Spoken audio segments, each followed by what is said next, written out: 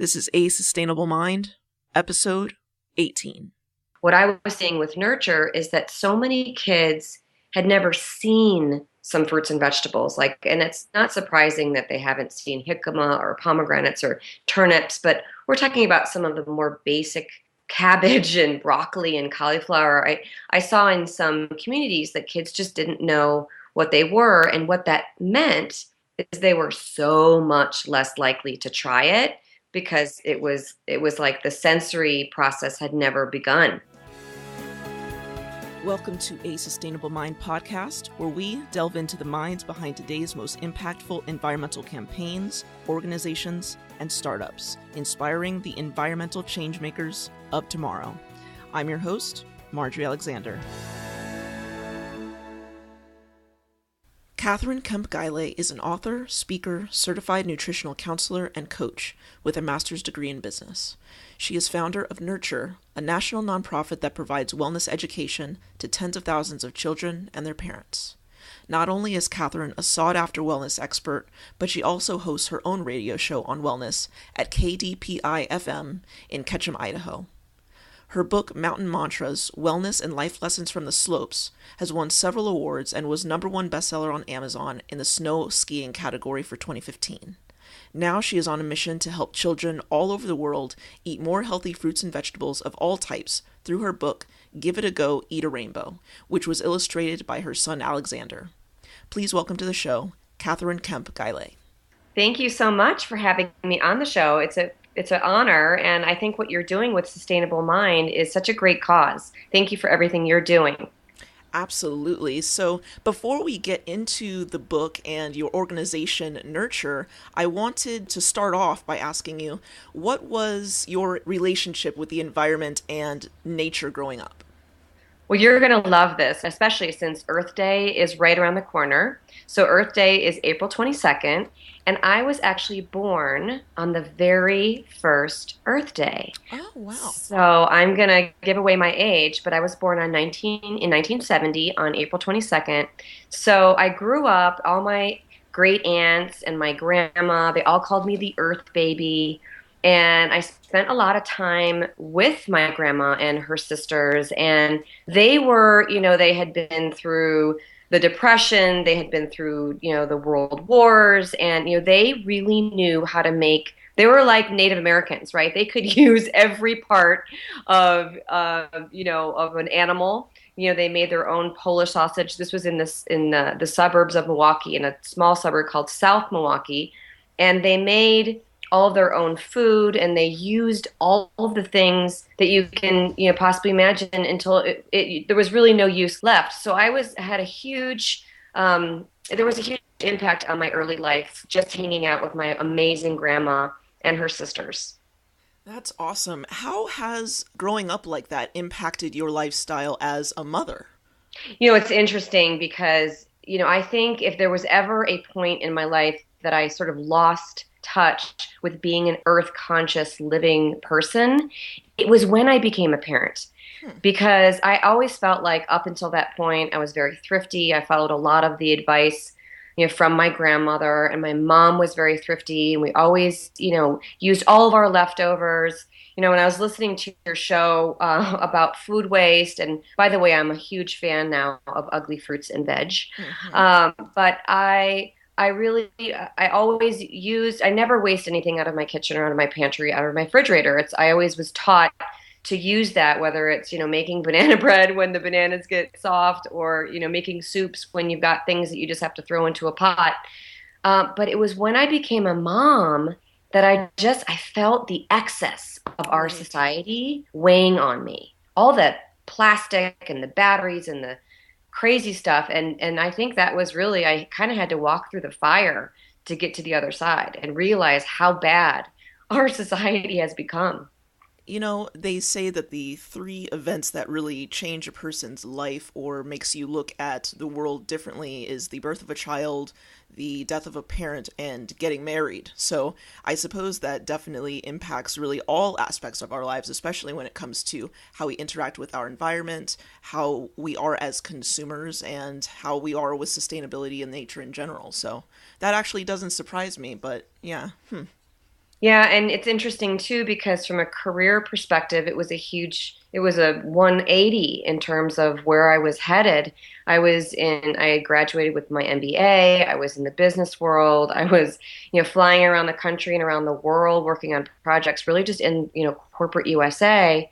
And then when I had kids, and again, there was this first couple of years of, gosh, I look back and I cringe, sort of like the Easy Mac and like the all the processed foods and junk. And then I started to feel horrible Right. myself. I was exhausted and I wondered where all my energy went. And so I sort of looked around. I saw the house in disarray and all the plastic toys, and enrolled my kids in Montessori Mhm. and did a mommy and me program where I really learned about the importance of simplicity, never having more than 10 toys out at a time, Wow. having things only with natural materials in your house. And frankly, kids don't like toys as much as they like real stuff. Like whatever you're doing, like if you're stirring a pot, they want a pot and some kind of utensil. Mhm. So I really I learned a lot by being part of the Montessori community, and then really, and as coming from this business background and saying, what's my next step in life? And I went to see my grandma actually, and she was in an assisted living home at the time. And I said, Grandma, I want to do something different with my life. And she looked at me and she said, what are you passionate about? What are you what are you gifted in? She said the word she used was, what are your God-given gifts? Because she Mhm. was very religious. And then she said, what is a critical need in the world that needs to be met? And that was when I decided to start Nurture. I wanted to get back to my passion about nutrition and healthy eating and having energy. And, I felt like there was a critical need in the world because this is when diabetes was, going out of control. And they were saying 1 out of 3 kids was going to develop diabetes. So I really just kind of made a huge switch when my kids were very young and I started the organization Nurture. So tell us about exactly what Nurture is, what its offerings are to the community, and how people can get involved in some of these programs. Well, Nurture started out as an organization that just provided nutrition education to low income families. Because one of the things that I saw as I started to get my certification in nutritional counseling and reading all the journals about nutrition is that low income families have a much higher propensity for all of these nutritionally Absolutely. related disease. Hmm. Yeah. I mean, it's staggering. The 1 out of 3 statistic is alarming enough, but it gets even scarier when you start to look at families that are living on a food stamp budget, now called SNAP. But so that was really where our organization focused. And so we went to food pantries around Chicago. We still have programs in Chicago. That was sort of our first big hub. And we offered programs to food pantry clients where we took them through a 5 or 6 week program. We gave them slow cookers, we gave them rice cookers, we gave them food staples like really inexpensive split peas, lentils, Hmm. beans, whole grains, fruits and vegetables, and really taught them how to cook again. And again, kind of be thrifty about using things that they already had on hand. And then we started to see this incredible change in their energy and their health. Did you gain anything from teaching these families? Obviously, they're learning from you, they're learning from Nurture and the programs that are provided through that organization. But is there anything that you gained as a person and as a spiritual being that really surprised you about giving this information and having these interactions with these families? Absolutely, and every time, every class, every interaction, there was always something to learn. I think that's why teachers love what they do so much because their students actually teach them so much in return. Hmm. And what I saw and what we wanted to provide as a unique offering is we had parents in one room and we had kids in another. So they were learning parallel concepts and kind of making the change as a family. And wow, I really learned a lot from working with the kids. Those little creatures, I mean, and my kids are now getting bigger, but they are wise. What surprised you? I mean, obviously, some of these families are coming to you with challenges and situations.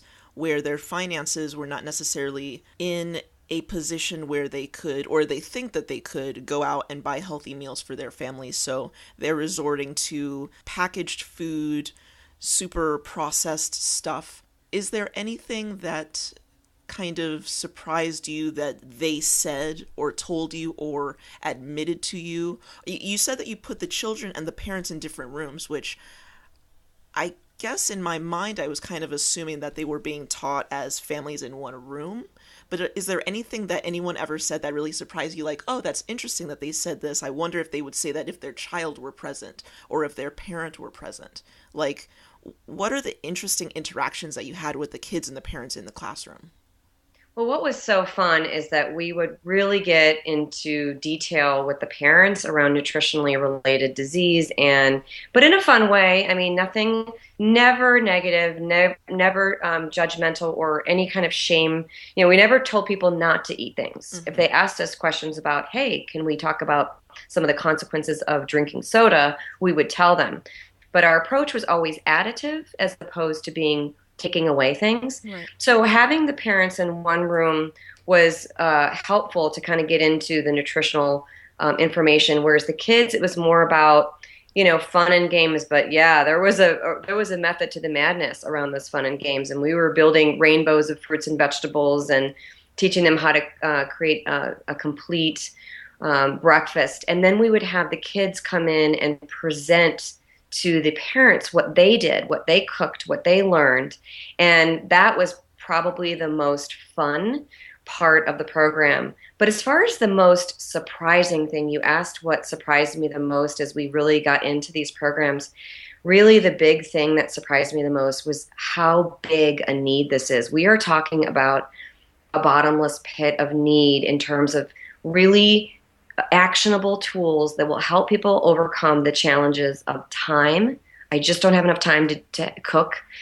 Second, I don't have enough money. I feel like I can't afford healthy food. Mm-hmm. And then I don't have the know-how. And we systematically overcome these obstacles with families, but it really is a bottomless need. And what we learned over time is that it isn't just low-income families. There are a lot of families across the whole socioeconomic spectrum that really need this kind of information. Absolutely. And, you know, I don't have children, I'm not married, but I am constantly feeling like I don't have enough money to eat the way that I want to eat. You know, I want to buy organic, I want to visit farmers markets, but I don't have the time to get there, or I don't have the money to buy organic food. And I also feel like just in general, I don't have time. So, you know, slow cooker meals is something that I am constantly looking into, but I just never seem to get to the point where I actually start to implement that in my cooking regimen. But going back to talking about interacting with the children in the classroom and making rainbows with the fruits and vegetables, that's how your book, Give It a Go, Eat a Rainbow, came about. Can you tell us a bit more about that? Yeah, I'm so excited for that book. You know what? So what happened with Nurture is we were working with families, and then we were working with kids, and then a lot of the schools came out of the out of the rainbow. I'm so excited about the rainbow. I can't stop thinking about it. The schools came out of the woodwork, and they said, we would love this programming in our school day, and sometimes in after school programs. And so we found that to be great, because it was sort of like you had a captive audience, right? The kids were already gathered in schools. And so we started to go to schools, again, starting with the lowest income schools. And we did that by looking at the percentage of kids that were on the free or reduced school lunch program. Right. And so we started in Highwood, which is actually a suburb of Chicago, where most of the kids, at least their families, speak Spanish. So we made all of our materials available in English and Spanish, and some of our lessons were in Spanish. But what we started to see over time is that there was one very high stickiness factor lesson that we gave. And it was like, we always heard that the kids would go home and they would tell their parents about the rainbow. Mom, I learned about the rainbow today. You have to eat a rainbow of fruits and vegetables. And they were really, they felt ownership over the idea of putting at least 3 colors on their plates, and the parents thought that was great. And anything that you can do to push more veggies, you know, get kids more excited about eating veggies is great. So that led to having, you know, full out rainbow days Mm-hmm. which is super cute because the kids, like one grade will be red, another grade will be orange, and then, goes on. And so you're kind of ambassadors of the color, and you learn about all the vegetables and the fruits in that color, and you're all, revved up about it. And you can be competitive about how many, vegetables you can find in that color. And, kids go to the grocery store. So it becomes this really great day. But how did we keep the momentum after that day was done? That was what I was searching for, was some kind of, leave behind material to give to kids and to give to parents that kind of extended the fun of Rainbow Day. Mm-hmm. And that's where the idea for the Give It a Go, Eat a Rainbow book was born. I want to take a bit of a moment to sidestep. There are a lot of people that listen to A Sustainable Mind that have products or programs or nonprofits that would like to get involved with schools, but they find it very difficult to kind of navigate the public school system, or I suppose private schools in general. As far as the relationships that you had to foster to get kind of sneak this book into schools, obviously it's something that children need, and families need of all socioeconomic levels, can really grab a hold of and utilize every single day. I mean, this is an excellent book, and it's illustrated by your son, and I also want to ask you a question about that later, but can you tell us how you went about creating the relationships to actually get this book into schools? Did they come to you?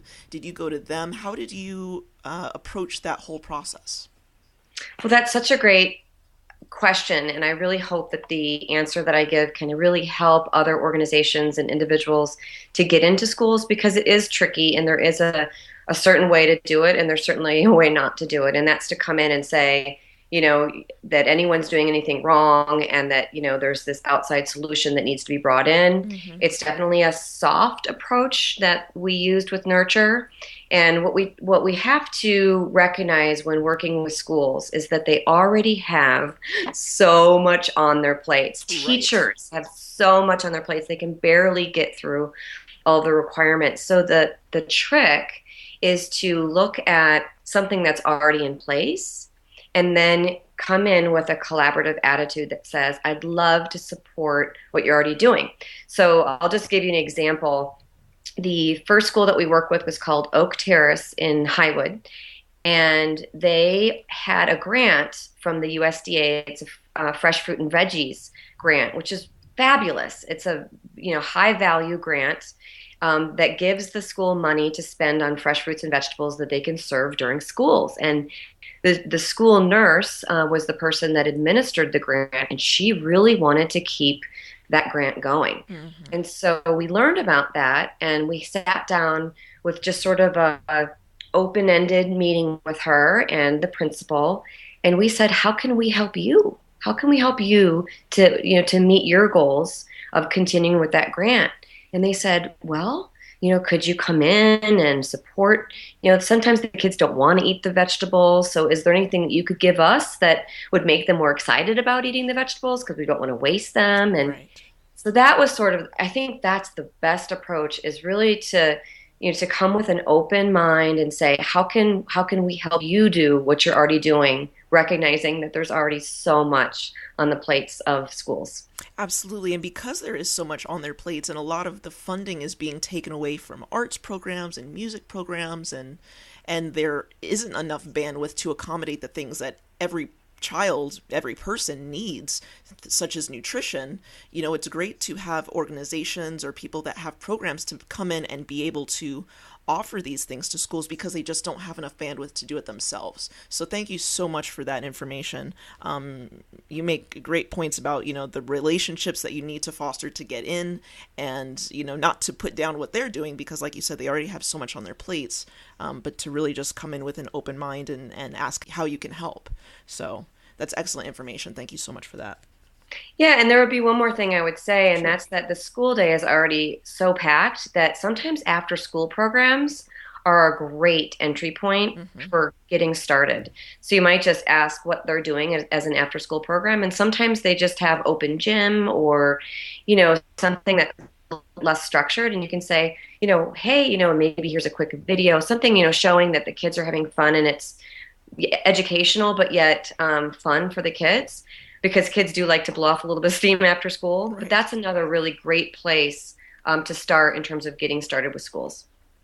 So let's talk about your son's involvement in this whole book writing and illustrating process. Did the book start with him? Did the book start with you? Were you just writing to kind of accommodate, to kind of pair along with his drawings? Like, how did that actually come to pass? Because I think it's really interesting when, there's an entrepreneur or a parent that has a business and they bring in the child in some aspect. And I just think that it's really cool that this is a children's book and your child was able to illustrate it, which is something that a lot of kids will obviously be able to relate to. I am so excited about that, and I think it's going to be such it's so much better of a book because of his involvement. I think kids will actually relate to the book a lot better, and so far with our beta testing, we have seen that the kids are really excited about the character. They can connect with Blake, is the name of the character, and Blake can be a boy, Blake can be a girl. Oh, yeah.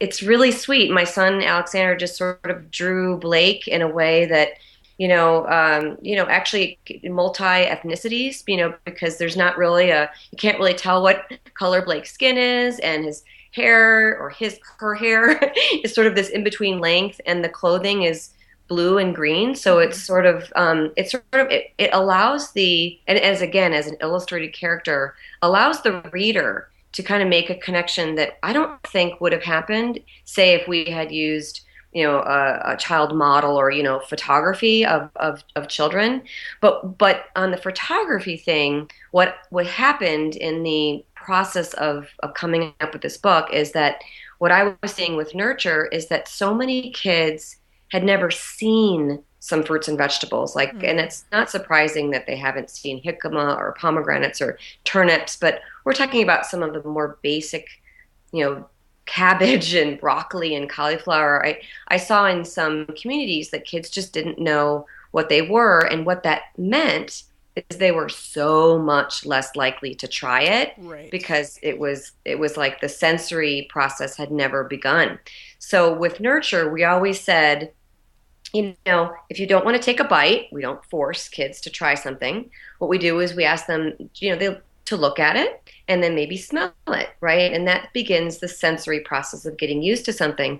So for me, it was really important with this book that it included real photos of fruits and vegetables, and that wasn't drawn. So I was kind of like, okay, we're going to use photography, but how do we make this kid friendly? And I went to, and this is the best way to do anything, is to go right to the, to the audience, right? I went to the art program at a local school, and I talked to the art director, and she runs the K through 8 program, and she said, kids are fascinated with this medium called augmented reality, where you mix real life photography with drawn illustrations. They love it. So started researching it, and that's how we came up with the idea to use it. And then, of course, I was like, well, who's going to do the drawing? And then the universe, was like bonk on my head as I walked by my son's art studio. And your Kickstarter campaign. Oh, it's still going on. I know, it's so exciting. So, Oh, awesome. yeah, Cool. Kickstarter is one of those things where, it's this crowdfunding, but it's great for a book because then you get a sense of, is there a market, Mm-hmm. right?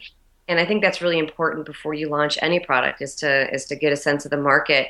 And Kickstarter said you got to get 20% within the first couple of days, and we did. And I think we're now almost at 50%, and we still have a month and a half to go. So we're excited. It was actually Alexander, my son's idea. Again, always get the good ideas from the kids. It was his idea to do a Kickstarter, again, just to get feedback from the market, and do a beta test and read the book to a bunch of kids, and and then really make changes before you spend a lot of money, and color printing is expensive. So Absolutely. yeah.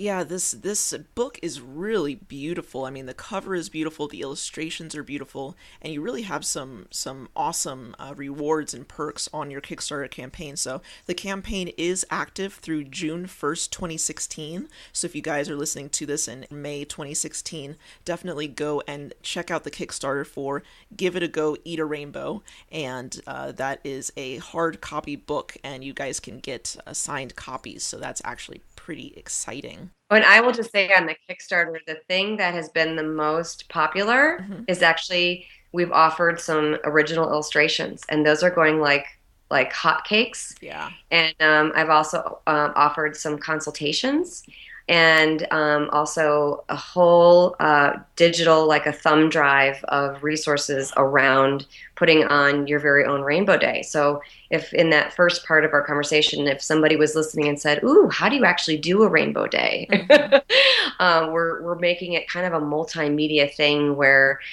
we can provide all the information that a school or a social service agency or after school program, YMCA, things like that, they could put on their Rainbow Days because they are fun and effective. Awesome. So I want everybody to go to Kickstarter.com and definitely check out that project for Give It a Go, Eat a Rainbow. And then we're going to get right into our 7 sustainable questions. We'll be right back. Do you want to interact with today's featured guest? Meet other ASM listeners? Or do you have questions about how to live a more earth-conscious lifestyle? Stop by A Sustainable Minds exclusive Facebook group and join the conversation.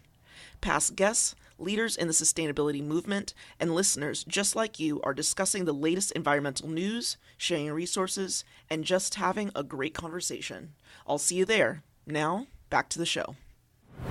So I wanted to get into our 7 sustainable questions, and the first one of those questions is, what is one long-standing habit of yours that you believe has drastically improved your life?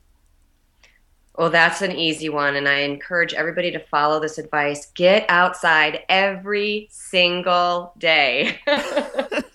It's great advice, and it's actually a lot more difficult, especially, as adults. You have responsibilities, you have a job, but there's certainly no excuse for kids. And even for adults, I mean, when I was working in, the big city of Chicago in an office building, when I was stuck on something or I was frustrated, I just got up, left my desk, I walked around the block, looked at the sky, and it all seemed better. I mean, it can be as simple as that. It can be, 30 seconds, a minute. Right. That's great advice. And it's such it's really the simple things that I don't know if it's that we forget, we take it for granted, we just don't feel like it. It's such a small thing. What kind of difference is that actually going to be able to make in my life? But it is that small stuff that really adds up to be something really powerful in terms of creating habits for yourself. So yeah, something as simple as going outside can make a huge difference. Absolutely. Also, what is one new habit that you're cultivating in your life right now? Oh, this might make you laugh. Okay, so I read Tim Ferriss's book, The 4-Hour Workweek, Yes. and I've been trying not to check my email in the morning until, like, I set a either a time where I can check my email, or I say I have to complete these deliverables before I can check my email. Right. They're oh my gosh. actually been really amazing. Yeah, that book is actually really great. There's a lot of really helpful tips in there about how to manage your time better.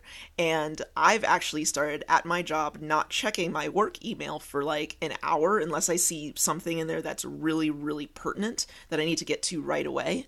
And my boss, who's like sitting 15 feet away from me, will say, it's like 10:03. I start working at 10. It's 10:03. She's like, "Did you see this email? Did you see this email? Did you see this email?" I'm like, and I've learned to say, I'm in the middle of something, I'll get to it afterwards. And I'm actually gotten really good at basically just putting the kibosh on that. Like, I will get to it in a minute. It's so not important right now. And it actually makes me so much more productive. I get so much done within the first 2 hours of my 8-hour day. It's like, it's a whole new world, really. I'm a lot more productive just because of that one small habit. Absolutely. What is one item that you've acquired that you did not have to pay for that has made a great impact on your life in the last 6 months? Oh, this is sweet. I went on a project with a classroom where we had taught them about healthy nutrition, and they said that they really wanted to provide healthy nutrition to the local animal shelter. So I helped the kids make healthy dog treats and cat treats, and we went on a field trip as sort of a finale to the program, and we gave the dogs and cats these healthy snacks, and there was a puppy there that needed a home. This was about a year ago, and I brought her home with me, and she has been just the most wonderful addition to our family. And she keeps me, like I was saying before about getting outside, she makes me go outside. She's got some border collie in her or something. Oh my goodness. Yeah. The little furry animals that keep us happy, and just petting an animal or being in its presence helps humans release more endorphins and just happy chemicals. So small things like that can make a big difference. It's true. It's true. What is one book, in addition to Give It a Go, Eat a Rainbow? And also, by the way, Kathryn has an amazing book, which I've forgotten to mention up until now. It's called Mountain Mantras, Wellness, and Life Lessons from the Slopes. And I was listening to a clip from it earlier.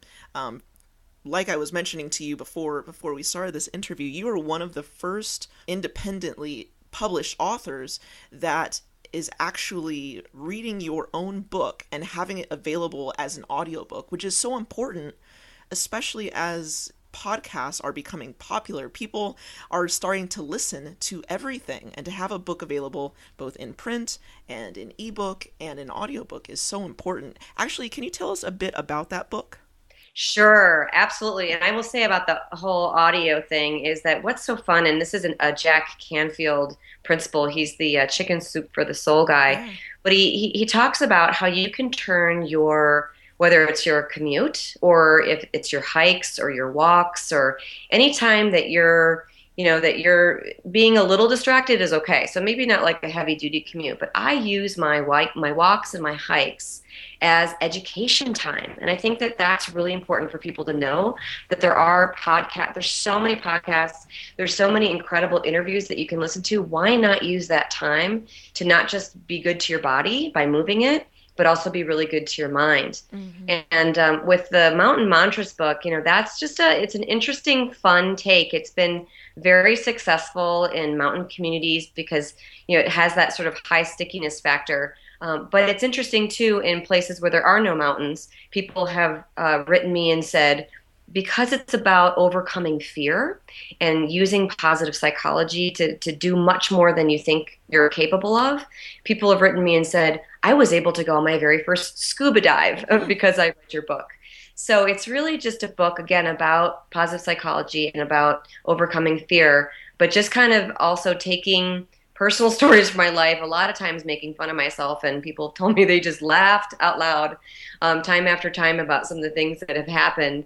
But sort of, my road to being a parent and managing the whole, wellness factor within the family, but then leaving readers with actionable, practical advice that they could follow. So it's kind of like a storytelling book, but then everything is anchored with, these are some actionable items that you can follow. Excellent. And that is one thing that I love giving people on this show, are actionable items that they can go into their lives and change or tweak one little thing or add an ingredient that is really going to change their life for the better, whether it has to do with sustainability or just lifestyle in general. So thank you for that. And anyone that's interested in purchasing or experiencing Mountain Mantras, Wellness and Life Lessons from the Slopes, you can check it out on Amazon, or you can actually get a free audiobook of it if you want to go to asustainablemind.com and get a free 30-day trial on Audible. So that's available to you for free. Can you give us any other books that you would suggest to help our listeners with their sustainable mindset? Oh, it's so hard because I love so many books, and I just mentioned Jack Canfield, but I will say for the sustainable mind, please, everybody, start with Michael Pollan. He is my hero. And I don't know which of his books I could put at the top of my list, but I really think The Omnivore's Dilemma and sort of getting to know our food chain a little better, it's fascinating. And you'll learn that we're all made of corn if we eat the standard diet. Oh man. And that's another great book that's available on Audible that I'm listening to right now. I just finished Ishmael and I'm starting on Omnivore's Dilemma now, so it's a great book. It gives you a lot to think about. So yeah, I definitely would recommend that one as well.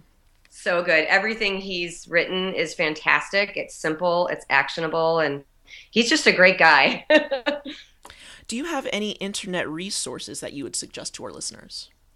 Oh my goodness. Okay. Are you ready? Absolutely. So for nurture, we have nurtureyourfamily.org, and that's for folks that are looking for curricula, and this is for early childhood through middle school. You can put on an entire program using our curricula. We also have recipes. We have harvest recipes. We have grow your own food program, which is really neat. And again, that's all at nurtureyourfamily.org, and it's all free. If you're interested in recipes and you really like to sort your recipes based on cooking equipment, we talked about slow cookers and rice cookers. There's also blenders, and also there's so many allergies. So, by dairy or gluten free. HealthyKidsIdeas.com is another free resource. You can go there and there's information. There's a little blog called Garden Tales, again, for the sustainable minds out there that maybe want to start even a garden on your patio. There's lots of resources there. And then my latest website is Make Wellness Fun. And that kind of is the hub for mountain mantras and for the Give It a Go, Eat a Rainbow book. Just tons of resources on there. There's a blog and I'm always putting up free downloads, cookbooks, things like that. Excellent, excellent. Yeah, I'm definitely going to check out your recipes for slow cookers because if there's anything worse at the end of the day than coming home from a job that is stressful and an hour-long commute home, the last thing I want to do is stand up for another 20 minutes to cook a meal that takes me less than 20 minutes to eat, and I don't even enjoy it. So, yeah, definitely great resources, not just for parents and children, but families and the single folks out there who are just cooking and eating for themselves. So thank Yeah, you. I think cooking is such an important thing that we can do to take care of our Mother Earth. I mean, if you look at restaurants, the packaging and styrofoam and all that waste, and there is, outside of restaurants, that's why there's dumpster divers, right? Yeah, Because there's so much food waste there. So everybody just cook more. It's fun. It tastes better. It's better for you. It's so much better for your wallet. excellent. So we're winding down here. I wanted to ask, just in this process of creating your organization, Nurture, and writing the book, Give It a Go, Eat a Rainbow, what are a couple of the key components, whether that be people, specific resources, specific relationships with organizations and agencies? What would you say are some of the key components that have made you successful up until this point? I would say the number one thing, and there's obviously a lot of factors, but the number one factor would be coming into relationships with a collaborative spirit. I think a lot of times in business, and I've even seen this, being a new author, and I just went to a publishing convention, and I think sometimes the idea is, that we need to compete, right? Mm-hmm. And the reality is the more that we can collaborate and so kind of replace that C word of compete with the C word of collaborate. I think the more that we can do, the more efficient we can be, the more effective we can be, and that's kind of where I feel that I have had the most success, because I always look at again, how can I help a person that I'm talking to? How can I help a group, a school, an organization, coming in with the idea of collaboration? Do you have any words or parting pieces of guidance for sustainable minds out there that you'd like to leave us with? Well, I'll just quote Gandhi, and that's to be the change that you want to see in the world. And, I would tag on to that to try not to be overwhelmed. Because I think that in this world, we do have a lot of information about, war, death, plague, and all this bad news. And we tend to get frozen with fear of like, wow, this is really overwhelming. How can I start? How can I start to make a change? So just, start with yourself. And remember that as you change yourself and then change your family and work outwards, that's the ripple effect that we need. Excellent, excellent, excellent. Thank you so much, Kathryn, for joining us today on A Sustainable Mind. Please, everyone, go to her site, give it a go, eatarainbow.com. Check out this great book. Check out everything that Kathryn has to offer in her organization, Nurture. She's got some wonderful recipes, also some other books that are available for purchase. Just a ton of excellent resources, not just for families, but also the single folks out there and people who are in the aging community to really just get a hold of your nutrition and your health and wellness. You know, we only have one body and we only have one life, so you better take care of it. Thank you again so much, Kathryn, for imparting this wonderful knowledge on us today. It's been lovely having you. Well, thank you so much, and keep up the great work at A Sustainable Mind. Excellent. Thank you. You've been listening to A Sustainable Mind podcast. To hear more interviews just like this one, please subscribe on iTunes or visit asustainablemind.com. Thanks for listening, and see you next time.